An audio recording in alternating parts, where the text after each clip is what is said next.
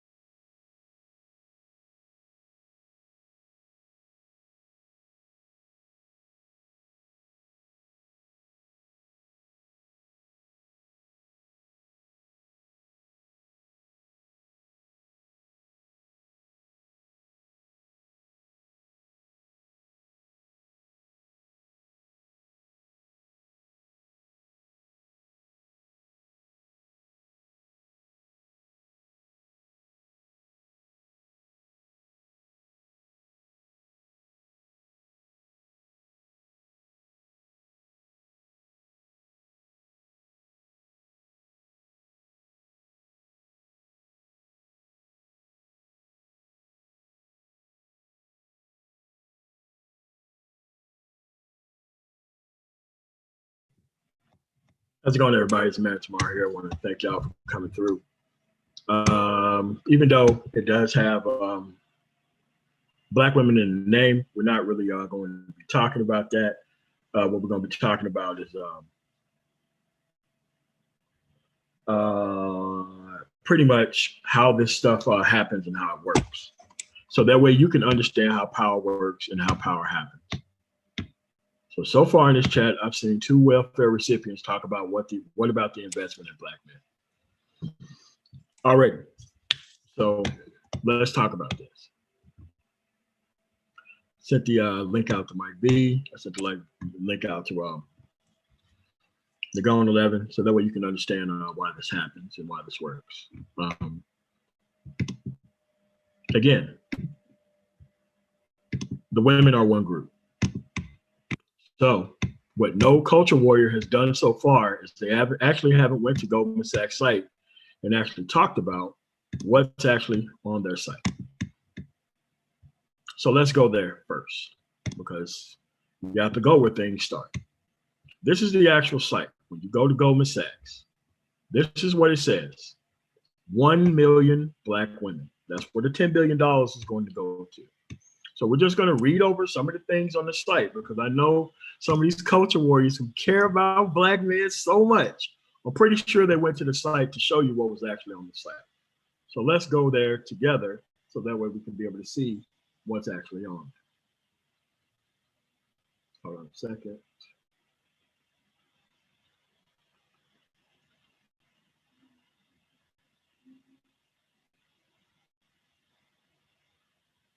Okay, so this is what we got going here. Hold on a second.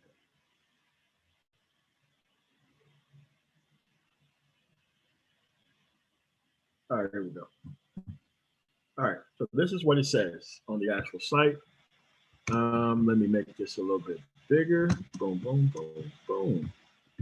Okay, this is the $10 billion investment to build 1 million Black women. So their investment in $10 billion is going to produce 1 million Black women. So let's go reading about what this is actually about. In partnership with Black women-led organizations and other partners, our new investment initiative, 1 million Black women, will commit $10 billion in direct investment capital and 100 million in philanthropic support. So I guess that's 10.1 billion to support and address the dual disproportionate gender and racial biases that Black women have faced for generations, which have only been exacerbated by the pandemic.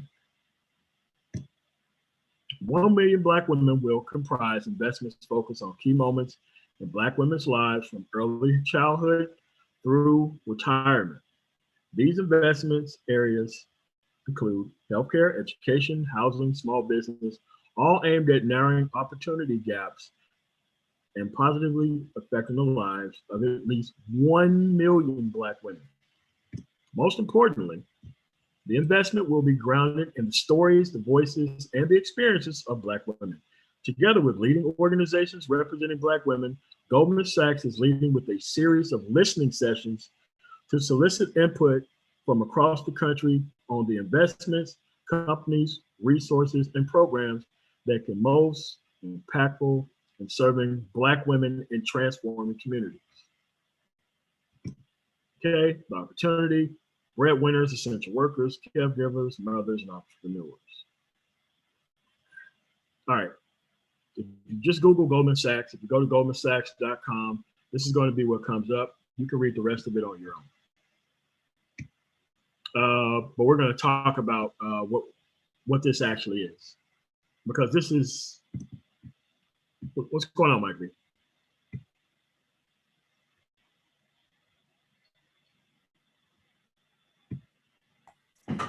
Hey, what's going on, Hamilton? Yeah. So what people have to understand that this is actually what is actually happening here is this is like the platinum plan. This is an attempt to help. We don't have a basic plan out yet. This is just something that they put out there as buzz for people. Because what people don't understand is the actual families that you formulate in the future going forward is also one of these women who could potentially be helped by this organization going forward. Because it says it's a 10-year program, right? That's going to be going for 10 years. So people have to understand that when actually a strong roast master. So when a private organization, especially one like this that's publicly traded, says something like this, or is going to have a big investment, you have to understand that companies can actually invest in whatever they want to invest in.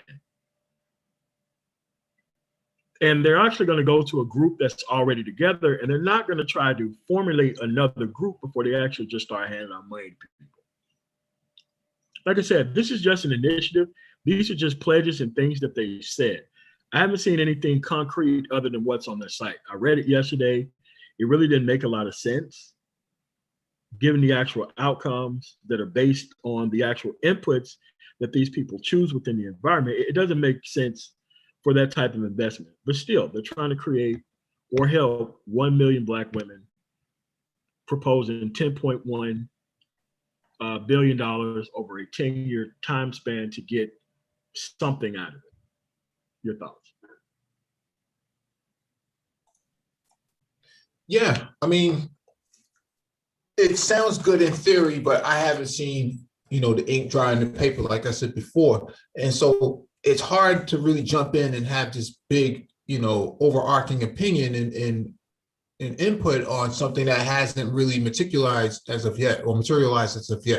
And so I think, I don't want to jump the gun. I know we probably don't want to jump the gun too much and really put too much emphasis behind it without really seeing anything play out. It's kind of like the UBI experiment. A lot of people were pushing back against it, and it hadn't even been deployed yet. This sounds like one big major, UBI, like a COVID stimulus, for 10 years of stimulus. I don't know how they're going to be able to fund it. I don't know anything about it. I haven't really seen any sort of really graphic detail as to how this is supposed to work overarching for Goldman Sachs, and why is Goldman Sachs, the only player on the block, in 2021 really pushing this agenda. I know Bank of America had one too, but I haven't heard anything since from it. So correct. Yes. And that's the thing. Right now we're going to look at the actual stock price of Goldman Sachs, because that's important, because this is a public traded organization, multinational investment bank organization, by the way. So we're going to look at today, what the stock value is today. So that way we can be able to start looking at things. Like right now, it's 341.71. And you see the year to date, the actual stock rate. So we need to watch this over a month to see what this is doing to the actual stock itself, because this is just an announcement of how the board's money is going to be invested to try to help a specific and certain group of people. So what people have to realize is they make these grand announcements, and then they slowly start taking all these things off the table the moment there's going to be literally complaints from other groups of people that they don't get, because these things just can't just go out the window and the money just start falling out of the sky and they're going into the hands of these people. That really isn't how that works. Yeah. At all. Yeah, I mean, we saw the same thing, kind of with the previous COVID stimulus bill in December, where it was proposed, that they're going to look at the condition of Black men and boys in America under the stimulus bill. That was pushed through in the bill. Correct. And so, let me see if I can pull it up. Hold on a second. Let me give you the privileges to do it. There you go. Oh, you giving me sharing rights? Yep, I just did. Okay. Let me pull this up real quick.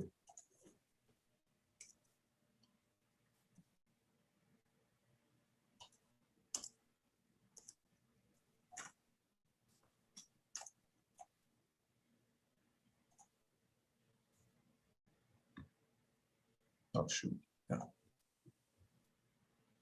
Can you see this? I can. Could you make it bigger? Boom. There you go. Yeah, Right. And so, this was passed in the stimulus bill. Okay. Commission on Black Men and Boys Corrections. Technical corrections on the Commission on the Social Status of Black Men and Boys Act.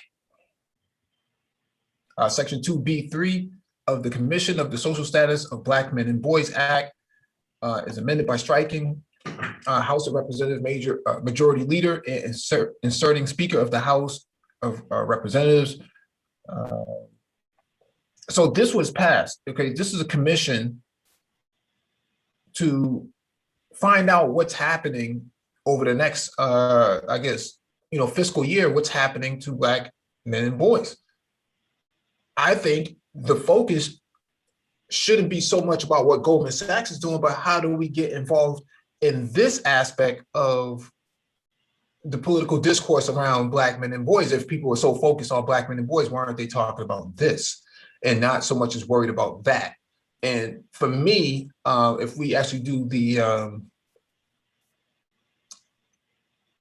if we actually just do copy and paste, we'll see that it was actually a Black woman who proposed this. Yeah. You have to keep in mind that Goldman Sachs is not some liberal institution. It's an investment bank. Investment banks are not liberal institutions by any stretch of the imagination at all. So, like I said, there was an initiative. There's a website that talks about the initiatives, but this doesn't sound any different than anything else that other organizations has actually promised, but actually didn't come out here and actually deliver. So you have to understand that by not formulating your own group, you allow for things like this to happen overall, and this is why you have to treat them like they're a separate group. There's nothing wrong with that. The moment you start looking at things the way that they are versus the way that you would like for them to be, you can start making appropriate decisions on dealing with such people in the future if they don't, quote unquote, invest some of the money or even share any of the funds with actually Black men, period. So like when people are covering this actual issue or saying what they're doing, what they're actually exposing is the fact that you're not even pick the political side or anything.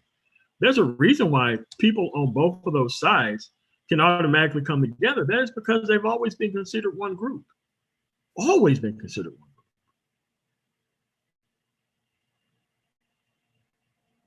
group. Say it again, Black Curls. It's not that much money if you look at it. However, you see, this is why your own individual means of productivity is important. They're investing in people who's going to invest within themselves and keep their actual things away from you. So if you're actually going to go out there and invest in yourself from beginning to end, you won't have to worry about what's happening. What's going on, Black Torch? And if you are actually formulating families the way you need to be formulating them, these are not things that you have to worry about. You have to realize that nobody knows what this looks like. Remember, we had a platinum plan, didn't we? It was something that was promised. There was something that was put out there before the first debate. Nothing was said about it by anybody. Yeah, can you see this page now? Hold on a second. Yes. Yeah, that's right. Yeah. So just for reference, this is Congresswoman Frederica Wilson who proposed this. It was actually hers.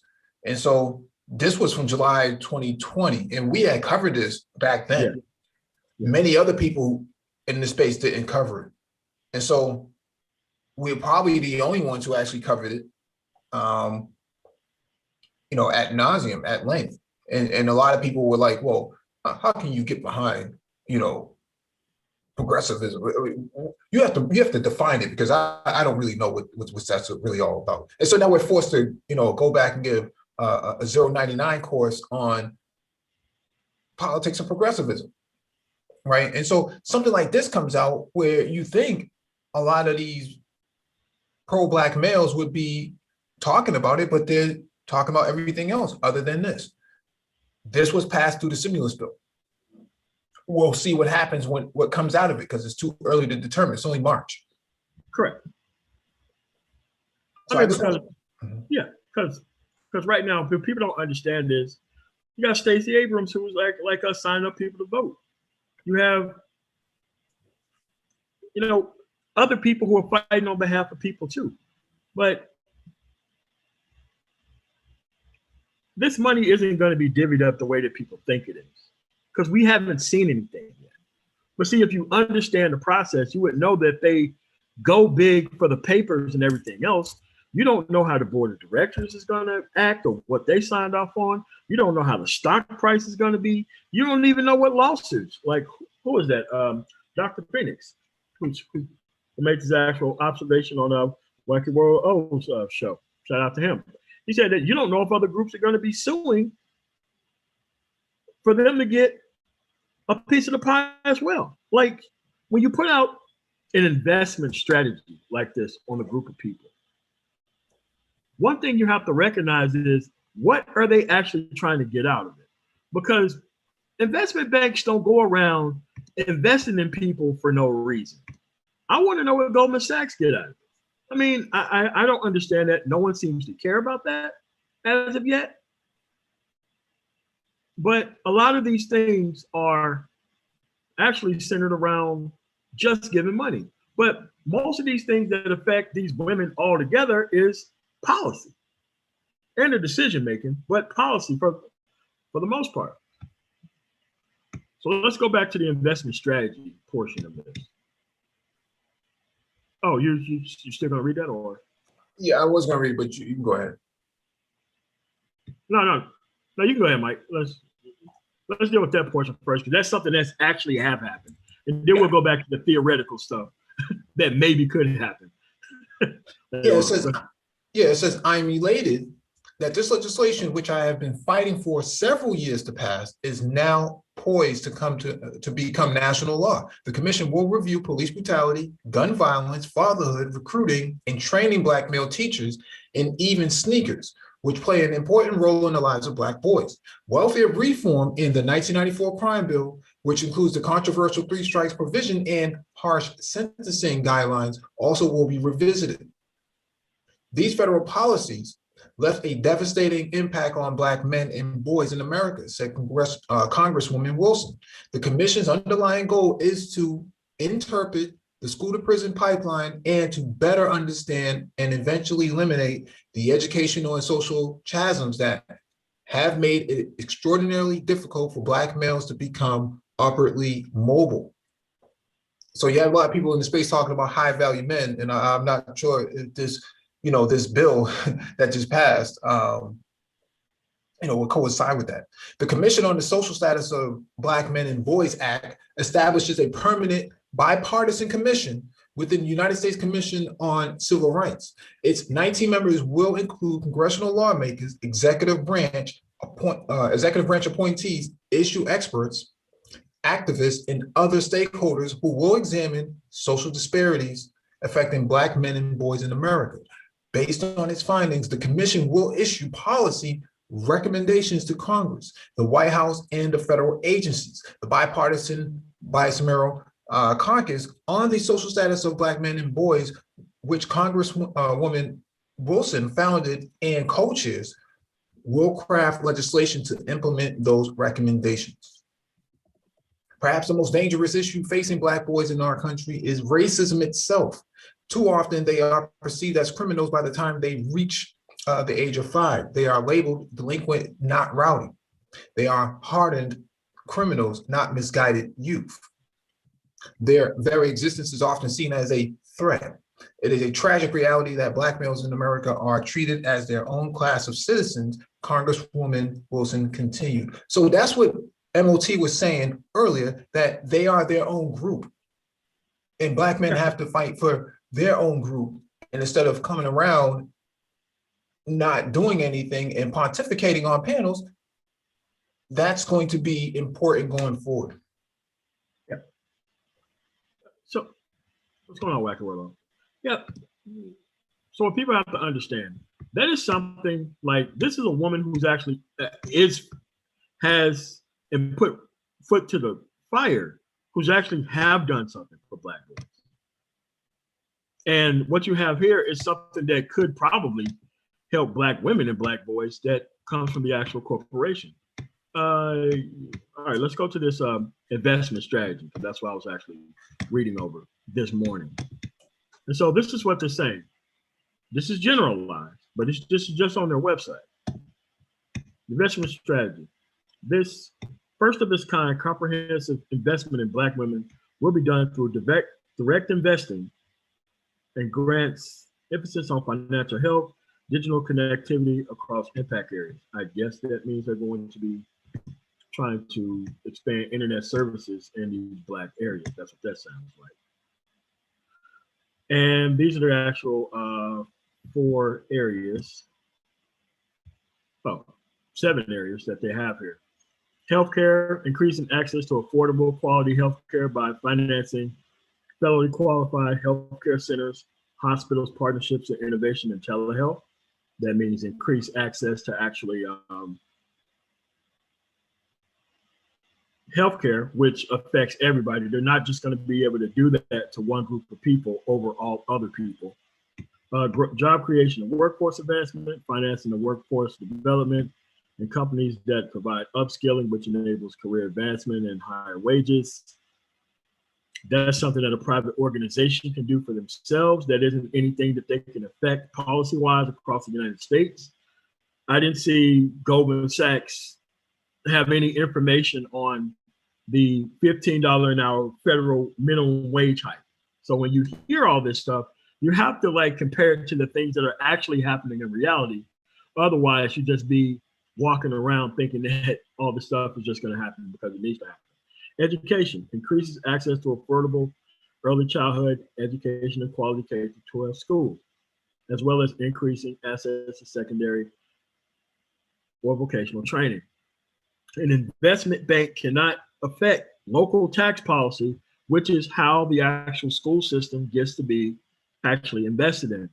Most schools, unless they're charter schools, those schools run on the actual tax revenue that is taken up for property taxes in an area to actually run those actual things.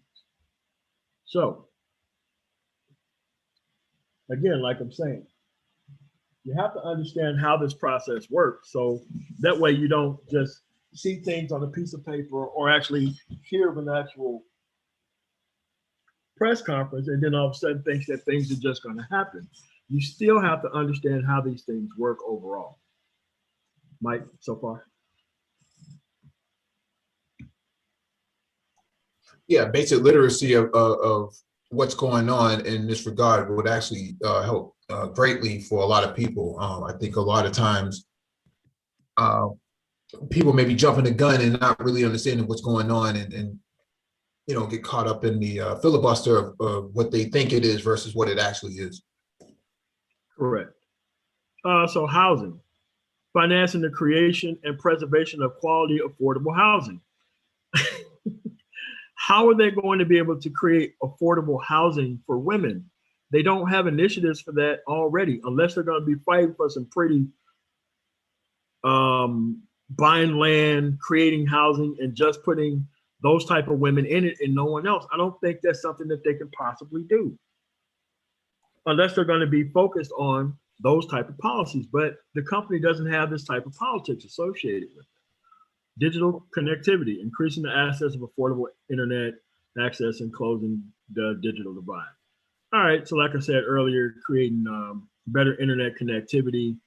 I don't know how you're going to do that. Most of these places, you can't even have municipal internet, let alone Goldman Sachs is going to invest in some company to do that. I don't understand how that's going to be able to happen either. They could actually subsidize it. They could work with, Verizon and Comcast. If you meet they already have that now. The government already does that now. If you have, I think if your income is below 8,000, then it's subsidized for you. Same thing with housing. They could come out with a first-time home buyers program and focus it on a particular demographic of income versus a particular demographic of race. And so they can target it in certain areas. Maybe that's where Black women will be, and then that's where they can actually go to a first-time home buyers class. But there's already first-time home buyers programs through the FHA. Yeah, so it's like I said, all these are not bad ideas. It's just that there are already things out there that mirror these things that they say that they're going to do. Financial health, improving financial health, including innovations in financial education, which means that they want to end up holding all this student loan debt for these women. Good luck on that. Increasing access for capital for Black women entrepreneurs. That's pretty much offering them loans through their actual investment banks. So that's what that is on that actual front, right? And you really have to take into account that most of these things already exist in one form or another. Now, if they're going to subsidize these things, and that's where all the money's going to go to, the actual subsidizing of these things, I can see that. But then again, that's just a PowerPoint presentation. This stuff has to be voted on by the actual people who own stock in the actual company as well as the fallout or other groups who are actually just as invested or probably even more invested, who could also be left behind as well. So like I said, it's a PowerPoint presentation for right now. We don't know what this stuff is going to look like in the future. Like I said, if you Google Goldman Sachs, this is the thing that comes up on their page first. So you could go over the list yourself and just try not to culture warrior and grift off of it while you're doing so, because we haven't seen anything yet. We see their intent to help Black women in one way, then we've seen an actual Black woman who actually put legislation up to help Black boys in another way. So that's the difference between those two camps going forward. Mike?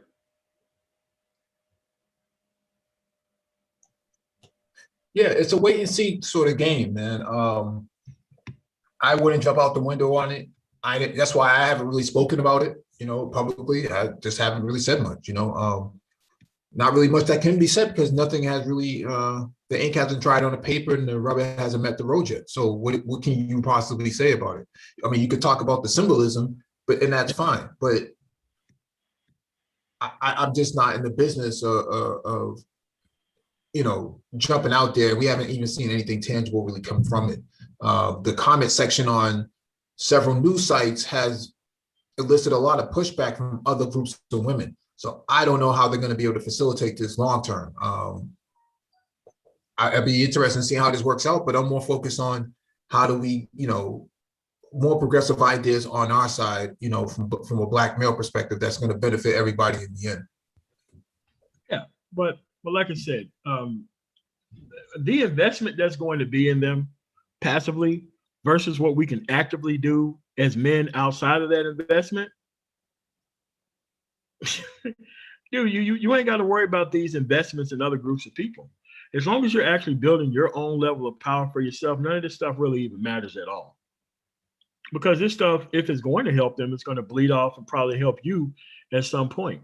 But this is why you got to still be able to organize on the side that you're on.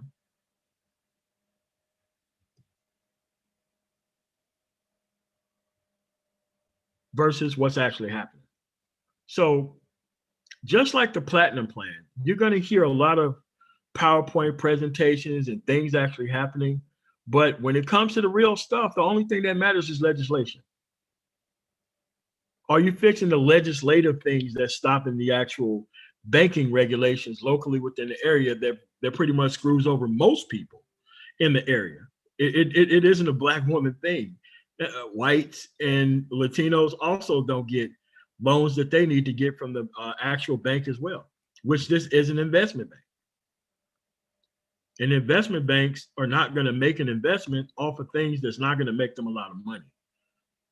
So there has to be a what they get out of this moment that we haven't seen yet. And this is a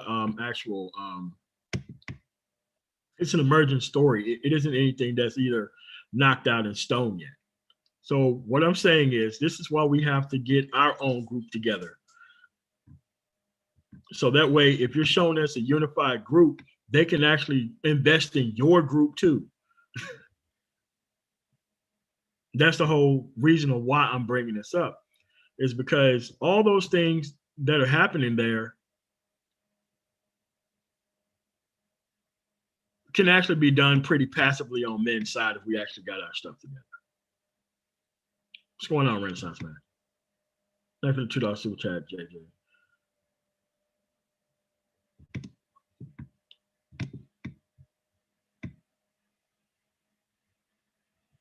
Yeah, what's up? What's going on, man?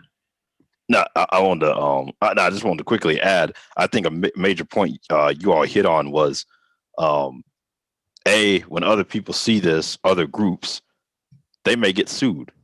Yes. And that's the thing that ties back to, we were having this conversation earlier on another panel of, you hear a lot of people in this space say they want X, Y, and Z for Black men, and they'll want that actually called out in legislation, which I'm like, they don't even do that for corporations. And that's a prime example why is as soon as people, look at, you got just some debt relief for Black farmers. Really, it applies to all farmers. And you already got Lindsey Graham calling it reparations. Like, that's why you don't want explicitly things called out like that. Correct. Now, go ahead, Mike. No, I was just going to say that if you think about Nixon in his speech about law and order, he didn't have to explicitly say anything about Black people or Black men in particular. He just had to say law and order. And people on his side understood what that meant. The language was coded in a way and codified in a way that they were on code with him, so to speak. And so that helped facilitate and precipitate what we dealt with in the 94 crime bill and everything else. But I'm saying they didn't have to explicitly say over policing of Black men. They just had to say, or over policing of Black neighborhoods. They just had to say law and order, and then everything else that came after that was to be, understood later. I'm saying a lot of these guys want the vanity of having the nameplate, the placard of Black men.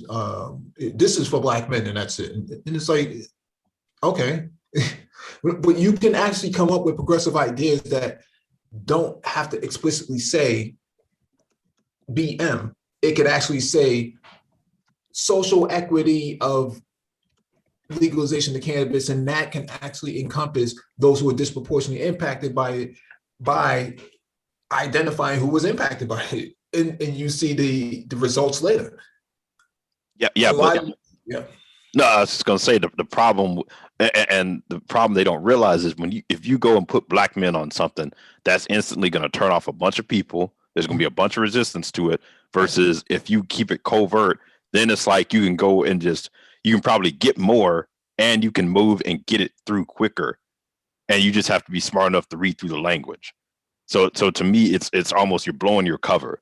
You get more by just keeping it vague and then just being aware of what's going on. But that's assuming that these people want to actually be politically aware and follow the process. As far as this, where this Goldman Sachs thing may be going, you always hear that statistics of, Black women are the fastest growing group of entrepreneurs. They're thinking, okay, if that's a true statistics, I'm going to need some, if you're an investment bank, you work with businesses, raising capital, things like that, sales, things like that. That's the line they're thinking is, hey, okay, I'm going to need to have more people, Black women to go out there and act as, touch points whether it comes to, advisory services, wealth management, whatever. That's what this banks aren't going to just do this for vanity. There's going to be a profit motive behind it.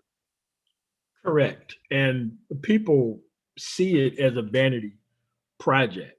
I'm pretty sure what's happening in those board of director meetings is not what's being discussed by culture warriors on the internet. Like, they have something that they're going to get out of it, and it's vitally important.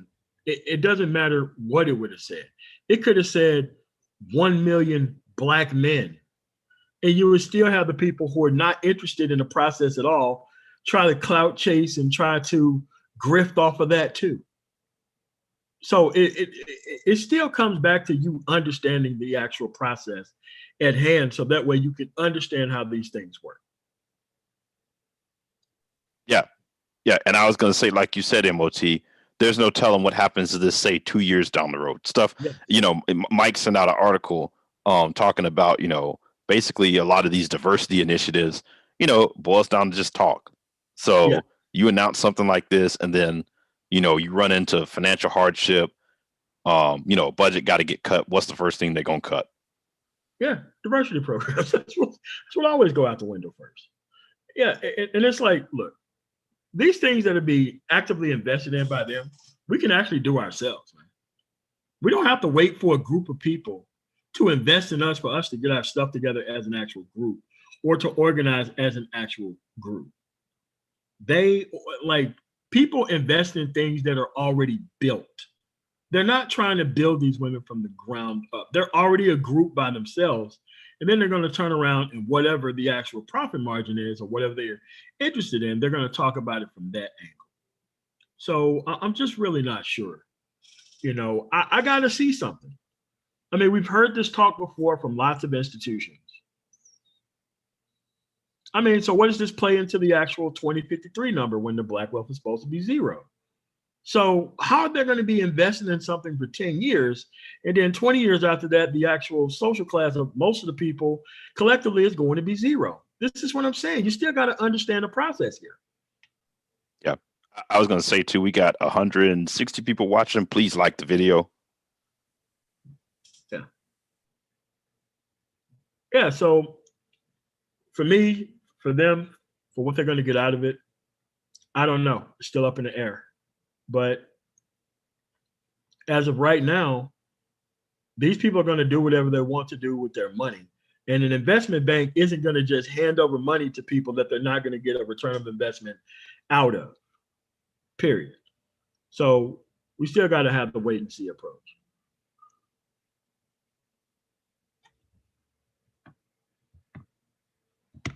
You know what's interesting, MOT, is that just looking at an article, and it shows that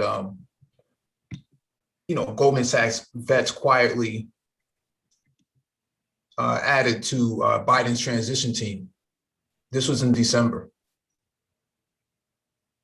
So it's not that far of a stretch that somebody came up with an idea of a lift every voice plan within a mega enterprise investment firm like Goldman Sachs. Like I said, we haven't seen it. We haven't seen the ink dry in the paper yet. Let's wait and see. I'm not really. This is the fully formed website. We haven't seen anything yet. Yeah, I'm not seeing. I'm not even invested into this. Right. I'm more or less looking at what Frederico Wilson had proposed in through the last stimulus bill that got pushed through. And so I'd be interested to see how that works out, all those areas of activity that they mentioned. Certainly. I mean, because if this is the investment strategy around these 7 bullet points here, mm-hmm. I don't see this as a Black woman exclusive thing. I think all these things are going to help most people who live in the area around where these people are. I mean, because unless you're just going to extract all these women, put them in the middle of nowhere and just do all this stuff, I don't see how these investments are just going to help Black women solo as a group. I just don't see it. There you go. Access to capital, increasing access to capital for Black women entrepreneurs. Yes. And financial health, improving financial health, including innovations in financial education, which basically translates back to, if you're in a better financial position, we can sell you all these,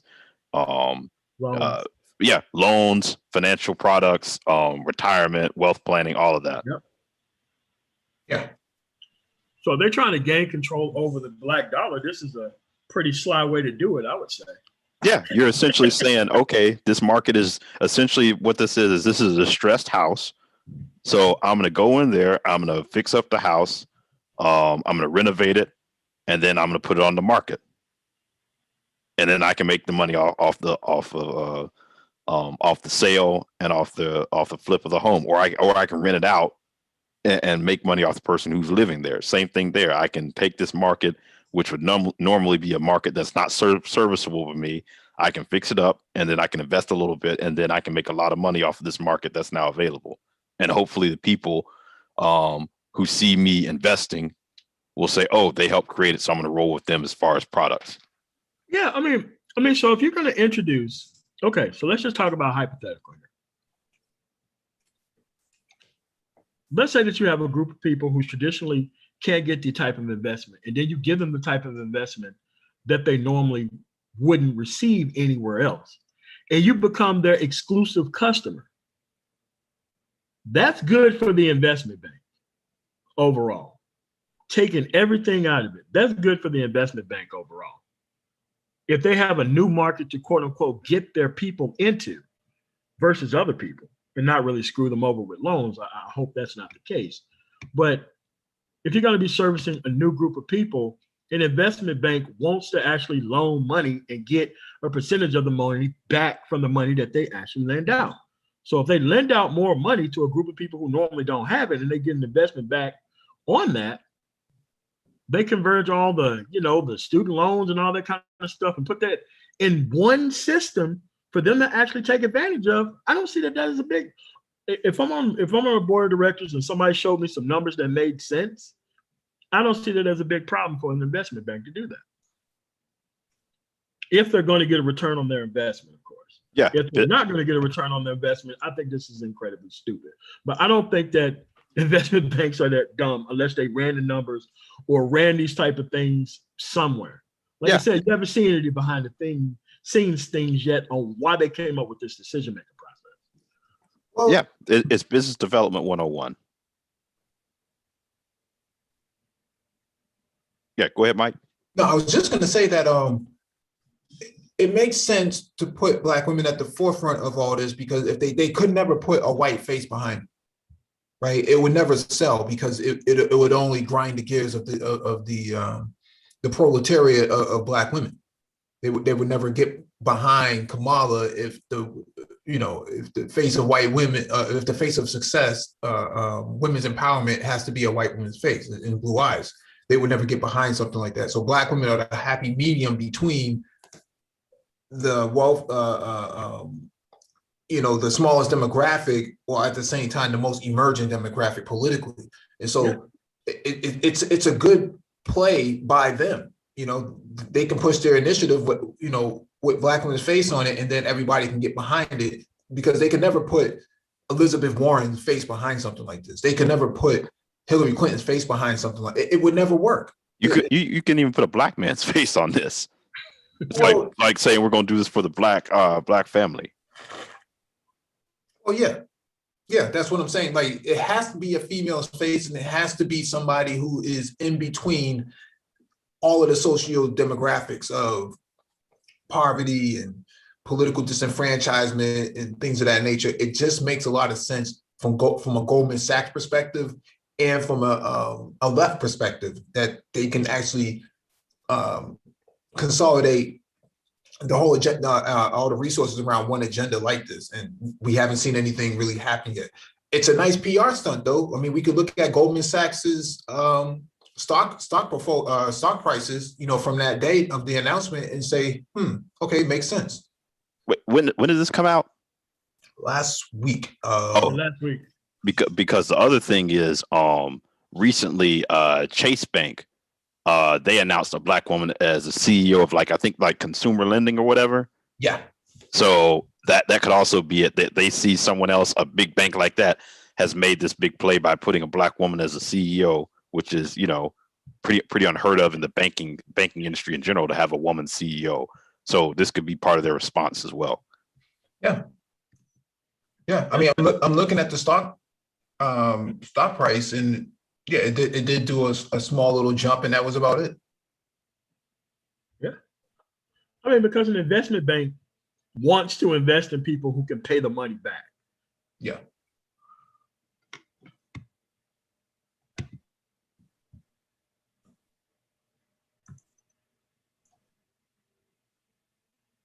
Yeah, man, we're not timing people out in the chat, man. You need to be able to have a conversation without timing people out, man. But this is how this stuff works. And as an investment bank, you do want to lend out money, especially from people who traditionally have never had that. Okay, so just think if Goldman Sachs was able to get the majority of new mortgages for Black women, right? The majority of women who are probably renting, let's keep it real, they are now the solo go-to person for first-time home buyers for Black women. That means that all the other banks can't lend to these particular groups of people. And it can start like a bidding war for those actual people, or Black people in general. So, I mean, we need to skip past the student loans and all the, the more cultural stuff. But that's what it is. Yeah, I just think that,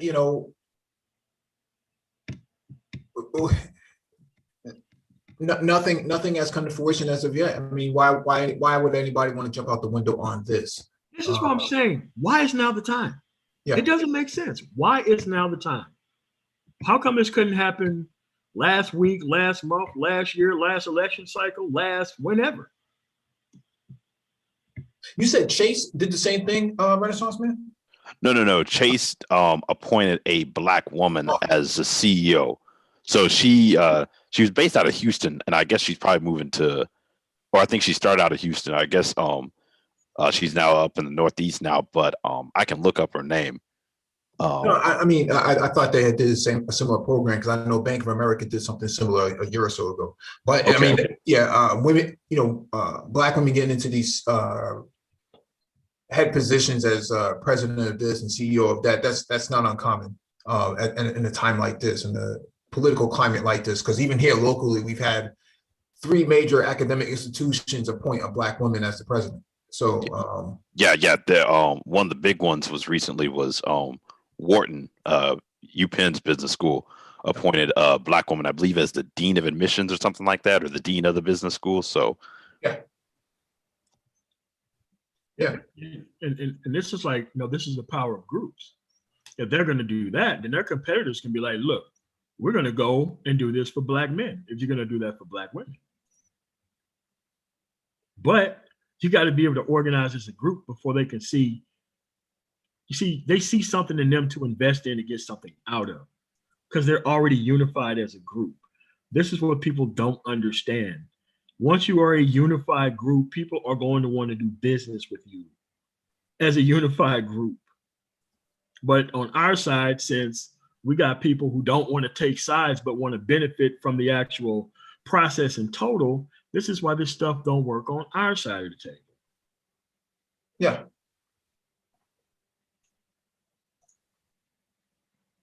Yeah. So this is what I'm saying.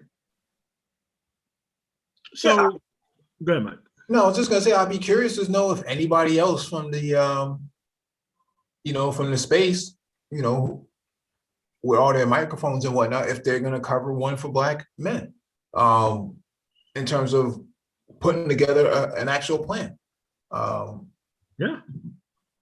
I know some people have an issue with the term progressive, and well, how do you define that? You're gonna have to redefine it. Well, how you define it, it just means more government. So how are you going to work without the government is my question. I mean, in what way do you work without the government? I mean, what institution is backing your idea? If you're not going to use the government is the biggest institution in this country that actually will be the guarantor of your sovereignty and your mobility. I mean, the government employs more Black men than any other organization out here. And so public sector jobs, yeah, that was good. That's how a lot of Black men made their income, made their bones. United States Postal Service, a lot of Black men work for the Postal Service. A lot of Black men work for public works. A lot of Black men got jobs in the military. The government is one of the biggest employers of Black men. I mean, why not? Why would you not want to work with them? I mean, the problem is that most people are too cowardly to say that they don't understand what's going on. So they just throw out things out there. So that way we have to keep correcting what they're saying versus just organizing and move forward. So there's 2 parts of this conversation. There's the clout chase, finger point portion of it, and then there's the actual organizing and actually getting the results portion of it. So did you say clout to the chase? Yeah, clout to the chase. Yeah, it's just that you have to make it unreasonable for people to keep taking this type of conversational point when talking about these issues without taking a side. You have to take a side. I'm not telling you what side to take, but if you fakely take one side or the other, it's clout chasing. And if you talk about stuff like a culture warrior, you're doing nothing but just stirring trouble, and you don't want any type of progress. This stuff really isn't that hard to figure out, folks. It's just that people are finding every excuse not to show up and participate, rather than to go out there and actually participate. So, I mean, that's just where we're at. And we need to keep having these conversations. I'm be coming off vacation in a couple of weeks, but I just thought this was just far too important of an issue to let go past. That was started on Wacky World of O show.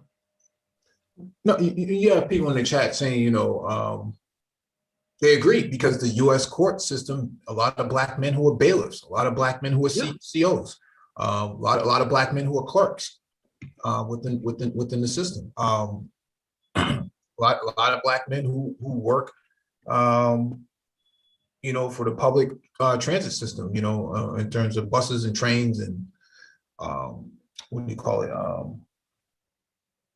what do you call those watercraft? Boats like Ferries, ferries.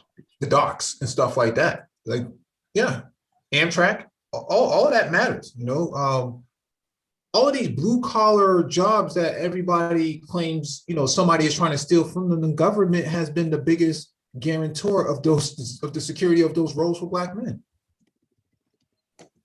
And the thing that kills me is when people will say, you know, they'll push people, all these people to go into trades, and I'm like, but then, you know, they'll take a position of being, you know, essentially, whether they know it or not, anti-union. And I'm like, okay, if you push all these people into trades and then you also support a party that's anti-union, that's just going to destroy your wages for a skilled union trade. Mm-hmm. So that's why I'm like, these people sometimes don't even understand what they're advocating for, really. Yeah. Well, this is where we at in terms of the political discourse. Justin Marsh, thank you for that $2 super sticker. We have people who are advocating against the best interests of Black men while claiming to be Black male first. I don't know how you square the circle on that. Yeah, it was like when people were saying that, and they were celebrating Trump putting Barrett on the Supreme Court. And I'm like, have you looked at some of the cases this woman has ruled on, and you're celebrating this? Unreal. Like it's a victory for Black men. No, I mean, but at the end of the day, they don't understand how the process works, and neither will they ever understand it because they're here to disrupt progress. You have to understand that. They're simply here to disrupt progress. So if they walk through the door without their uniform right, and you have to get the uniform right before we actually go out on the field, they're just here to disrupt, man. So it's like, this is why you have to work with the people who are ready to work together and move forward. Because otherwise, you're going to have people walking into the discussion, really destroying the actual conversation points before they even get started. This is why they're always going live and just destroying every conversation. So that way there will never be any progress. And that's kind of what the problem is here. It's like some of these people you can't work with, but you will have a history and a respect for the process before we even try to go forward.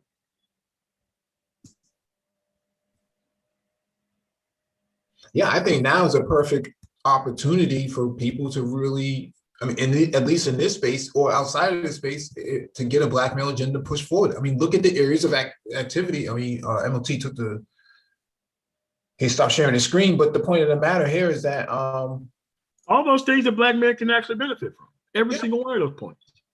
Yeah, and coalition politics matters. I mean, you're not getting anything done on your own. You're not going to alpha your way through the political process. It just doesn't work that way. Not as not like BGS pointed out, what 5% of the electorate at most, if that's if everyone votes, I believe. Well, I mean, notwithstanding the last presidential election, I would say that would be because if you look at the actual numbers on both sides of people who actually voted, they were nowhere near the numbers of the last election, nowhere near. But a lot of people had a lot of staked out positions that they needed to actually do stuff. Yeah. I was talking about Black men specifically, just the makeup of the electorate that actually voted, and what someone was saying. What was it? Even still less than 50% last time around? Yeah, it was. I mean, it always is, and especially like the midterm elections, the numbers are really going to go down. So yeah, so it's like you have men who are already not together on the same page, and then on top of that, you're splitting your vote, and then you got men who aren't even participating at all. Correct. And the people who are not participating at all have not chosen the side, and it's not organizing on the side that they supposedly are chose. It doesn't make any sense. I'm telling you. But all right, we're gonna cap this at an hour. You got any last words, rest off, man, before we get up out of here? No. I'm good. Thanks. Mike B, you got any last words before we get up out of here? Hey, thanks for having me on, man.